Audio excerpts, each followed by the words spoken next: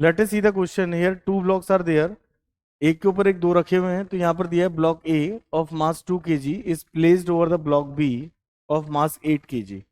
The combination is placed over a rough horizontal surface. This combination is placed on the rough surface, तो this surface is rough. Coefficient of friction between B and the floor is 0.5। तो यहाँ पर B और surface के बीच में coefficient of friction 0.5 दिया है। Coefficient of friction between blocks A and B is 0.4। इनके बीच का कोफिशिएंट दिया हुआ है आपको 0.4।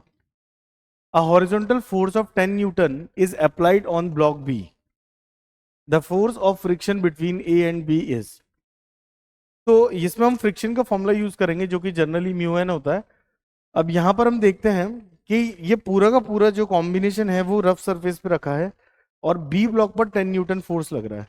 तो बी ब्लॉक पर कितना फ्रिक्शन वर्क कर रहा होगा जो कि इसके मोशन को रोकने की कोशिश करेगा। तो यहाँ पर फ्रिक्शन फोर्स अगर हम F1 एज्यूम कर लें तो 0.5 म्यू, और n कितना होगा यहाँ पर, तो देखिए इसके नॉर्मल रिएक्शन कितनी होगी 2 और 8। टोटल वजन जो नीचे की तरफ लग रहा है वो mg है। m कितना लेंगे आप 10 लेंगे यहाँ पर, और g कितना लेंगे 10 लेंगे। 10 से पॉइंट कट जाएगा तो फ्रिक्शन फोर्स आपका आ जाएगा 50 न्यूटन। यानी 50 न्यूटन तक तो फ्रिक्शन फोर्स इस ब्लॉक बी को इस यहां से हिलने भी नहीं देगा। और आप कितना लगा रहे हो 10 न्यूटन, इसका मतलब ये ब्लॉक हिलेगा ही नहीं। तो जब ये ब्लॉक हिलेगा ही नहीं तो ऑब्वियस ही बात है ऊपर वाला जो ब्लॉक ए है वो इसे आगे जाने से रोकेगा, तब जब ये आगे जाने की कोशिश करेगा।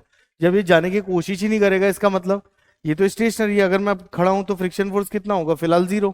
चलने की कोशिश करूंगा तब फ्रिक्शन लगेगा, तो इसका मतलब ये चल नहीं रहा, तो ब्लॉक ए इसे अपोज नहीं करेगा, तो there is no friction force. तो यहां पर पूछा है था force of friction between A and B, तो यहां पर वो फोर्स 0 होगा ए और बी के बीच में। लेकिन अगर वो पूछता है what is the friction force between B and surface, तो उस कंडीशन में 10 न्यूटन का आपने एक्सटर्नल फोर्स लगाया, फ्रिक्शन फोर्स मैक्सिमम 50 न्यूटन तक जा सकता है, तो यहां पर फ्रिक्शन फोर्स भी 10 न्यूटन हो जाता। लेकिन फिलहाल ए और बी के बीच में फ्रिक्शन फोर्स अगर देखें तो वो 0 होगा, तो उसका सही आंसर क्या होगा 0।